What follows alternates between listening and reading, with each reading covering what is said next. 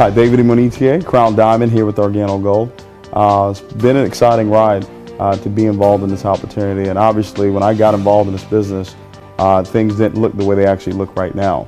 And I'll go all the way back. You know, I was born here in the States, but I grew up in Nigeria, and my mom always wanted a better life for us. And we came here in 1993, and I was 10 years old when we came.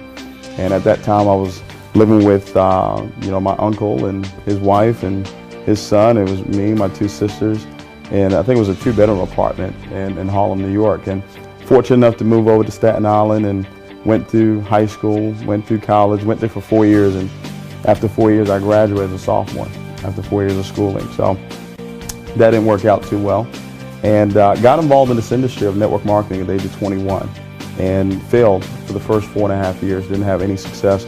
Throughout the whole time I was living with my father, on a twin bed, and didn't really have a whole lot of money, and I knew that something needed to change. I knew something had to happen for my life. At 20 years old, I was very fortunate to have little Kayla Michelle, and that was my burning desire. That was my reason for being successful in this business. I didn't really have a choice because I knew that I needed to make a better life for her, just like what my mom did for us. And over a short period of time in this company, we were able to come over and really do some great things with this opportunity. Hello, welcome to the house, OG Bill. Come on in.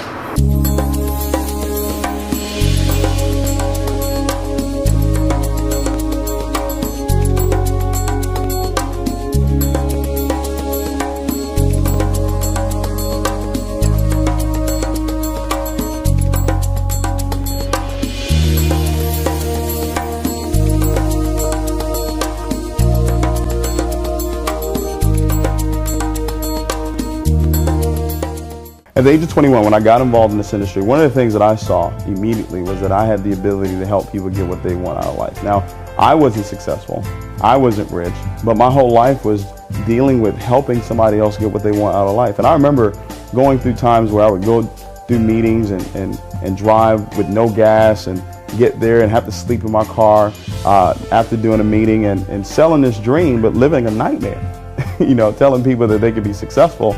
And I wasn't successful, but I just had that vision. I just had that goal in my mind that I was going to get there. And then I had some big reasons. I had a life, to take care of. So I knew that regardless of what was going to take place, I had to make it happen. And, even living with my dad, he was very supportive and, was really, really there for me. Gave me a roof over my head. That was my bedroom right there. The times where, like, if I was locked out of the house, I would climb, I would get the ladder from the back and climb up through this door right here to get to my bedroom.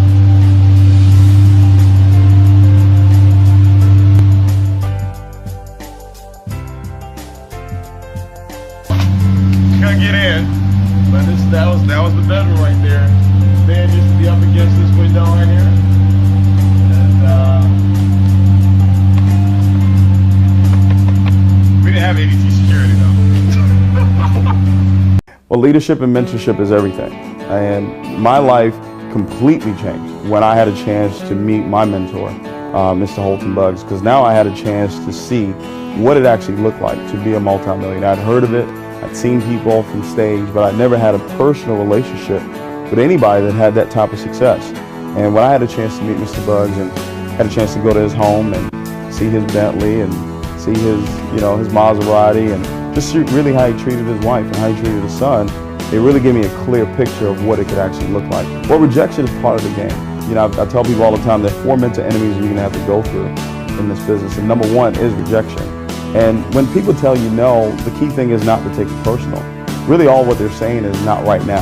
When I look at all of my top leaders from Edward Hartley and Bass Grant and Devon Crump, all those individuals said no to me for years. But I just kept going. I just knew that we had something special here. I knew that what Mr. Chua and Mr. Moran and Mr. Buggs had put together was perfect for them. And I didn't allow their position in their lives to cloud my judgment on how great this opportunity was. So rejection is one of them. Deception, you're going to have people lie to you, tell you that they're going to be there and they're not there. And you're going to have people quit. You're going to have thousands, millions of people quit on you. And you want that. And then you have people that lose their dreams. And what you have to do is make sure you hold on to your dreams and your goals. Now, obviously, this is a rags to riches story. And I do understand that. But for me, I never saw myself in rags. I always lived here. I always lived in my future. So even if you're watching this video right now and you're not successful, you can't feel like you're in rags.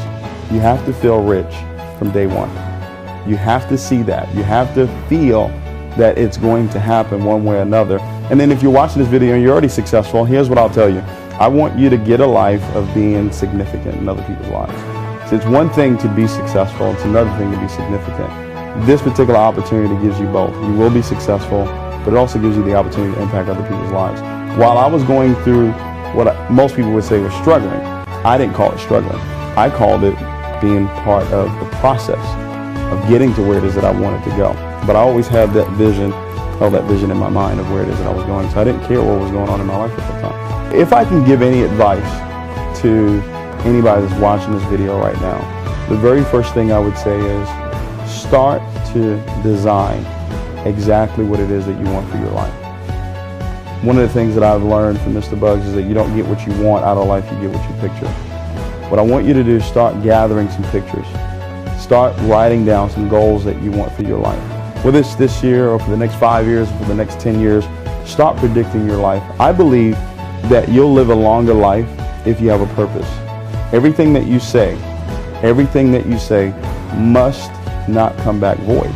So when you write down a purpose for your life, that is extending your life, because you can't leave this earth until your purpose is finished. And it's so important for you to walk out of this convention knowing exactly what it is that you want, and then realize what it is that you have to sacrifice. What do I have to let go? What relationships do I have to let go? What negative ways of thinking do I have to let go? The sacrifices that you must make. And then most importantly, find a mentor, find a champion, find somebody that you're willing to listen to, that you're willing to really, really let go and allow that person to really help you design where it is that you want to go. And then go out there and do the work. You're going to learn this weekend the work that it takes to be successful in this business. Once you've learned that, go out and do it and be consistent. Those 4 things there, if you start to do that, I believe that 2013 will be the greatest year of your life.